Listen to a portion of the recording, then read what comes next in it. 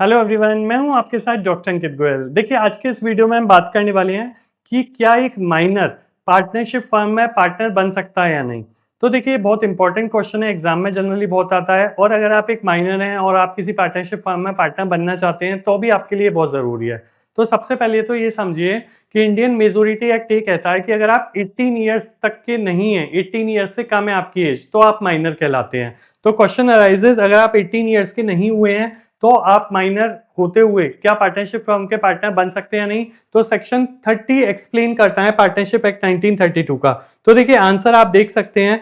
सबसे पहले तो ये आंसर ही कहता है, can a minor be a partner? No. According to section 30, एक जो माइनर है वो पार्टनर नहीं हो सकता। बट ऐसा नहीं है कि बन ही नहीं सकता, बन सकता है। But minor can be admitted to the benefit of partnership. अब देखिए, आप पार्टनर पूरे मतलब फुल फ्लैश्ड पार्टनर तो नहीं बन सकते, बट अगर सारे पार्टनर्स, बाकी जितने भी पार्टनर्स हैं वो रेडी हो जाएं तो आप पार्टनर बन सकते हैं, बट विद लिमिटेड लाइबिलिटी। यानी आपके पास जो लाइबिलिटी है वो लिमिटेड रहेगी, कुछ राइट्स आपको मिलेंगे और कुछ लाइबिलिटी आपकी रहेंगी। तो आइए समझते हैं क्या राइट्स होंगे आपके एज ए माइनर और क्या लाइबिलिटी। तो देखिए, आप एडमिट तो हो जाएंगे पार्टनरशिप फर्म में, बट एक लिमिटेड एस्पेक्ट के साथ। क्या है वो? तो आपके पास राइट क्या रहेंगे, सबसे पहले ये समझिए। पहला राइट रहेगा कि जो भी प्रॉफिट है उसका पार्ट आप बन सकते हैं। यानी ये डिसाइड हो जाएगा कि आपको कितना प्रॉफिट मिलेगा, लीगली आप वो प्रॉफिट ले सकते हैं। दूसरा, access books of the accounts, यानी बिजनेस की जो भी बुक्स हैं, क्योंकि आप पार्टनर बन चुके हैं, तो जो बिजनेस की जो बुक्स हैं आप उनको भी एक्सेस कर सकते हैं, उनको चेक कर सकते हैं, उनको गो थ्रू कर सकते हैं।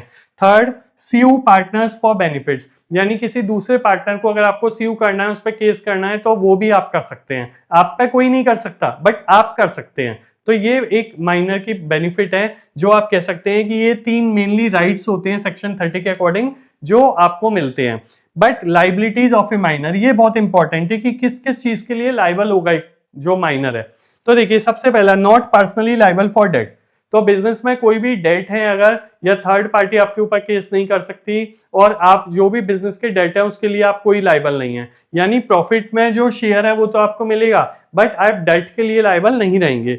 Only liability extend to your share, यानी जितना आपने पैसा लगाया है मैक्सिमम लाइबिलिटी आपकी उतनी रहेगी, उससे ज्यादा नहीं हो सकती। वैसे तो पार्टनरशिप में अनलिमिटेड लाइबिलिटी होती है, बट जो माइनर्स हैं उनकी जो लाइबिलिटी है वो उनके शेयर तक ही रहती है, और can not be sued by the third parties, यानी जो थर्ड पार्टी है वो आपके ऊपर केस नहीं कर सकती।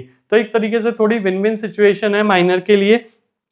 अच्छा, क्वेश्चन अराइजेस, जब आप माइनर बने थे, तब आप पार्टनर बने थे जब आप माइनर थे, बट आप उस बिजनेस को कंटिन्यू कर रहे हैं, और अब सपोज कर लीजिए आपकी एज 18 ईयर्स हो जाती है। अब तो आपने मेजोरिटी अटेन कर ली, अब उस केस में क्या, माइनर को किस तरीके से आपका रोल चेंज हो जाता है, तो वो आपको समझना है। तो सबसे पहले समझिए, when the minor turns 18 they face a crucial decision within 6 months, यानी आपको 6 मंथ्स में डिसाइड करना होता है कि आप उस फर्म में पार्टनर बने रहना चाहते हैं या नहीं, क्योंकि अब आप फुल फ्लेज्ड पार्टनर बनने वाले हैं और आपके ऊपर भी कोई केस कर सकता है, आपकी भी लाइबिलिटी हो जाएगी, तो वो सारी चीजें हो जाती हैं। तो आपके पास देखिए, ऑप्शन 1 क्या रहता है, बिकम फुल पार्टनर। अभी आप फुल पार्टनर नहीं थे, फुल फ्लेज्ड, क्योंकि लिमिटेड लाइबिलिटी थी आपकी, बट 6 मंथ्स के अंदर आप नोटिस देके या रिटर्न में देके बता सकते हैं कि मैं फुल पार्टनर बन रहा हूं। File public notice choosing to become a partner gains all rights and liabilities from the date of admission of a minor. तो जैसे ही आप फुल पार्टनर बन जाएंगे, आपकी सारी लाइबिलिटी हो जाएंगी और सारी चीजें के लिए आप लाइबल भी हो जाओगे और आपको एक्सेस भी मिल जाएगा। तो ऑप्शन 2 क्या है, ऑप्ट आउट। भाई आप कह दो कि मैं नहीं बनना चाहता पार्टनर और आप उससे एग्जिट कर जाते हो। तो file public notice choosing not to become a partner, share determined as date of attaining majority, no future liability.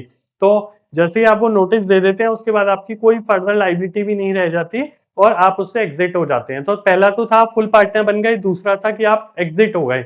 अच्छा, अगर आप मान लो कुछ कहते ही नहीं हो, कुछ बताते ही नहीं हो, तो क्या होगा, ऑप्ट आउट माना जाएगा या बिजनेस में इन माना जाएगा। तो देखिए, डिफॉल्ट के केस में या साइलेंस के केस में आप पार्टनर माने जाओगे। तो देखिए, if no notice within 6 months automatically becomes full partner with complete liability।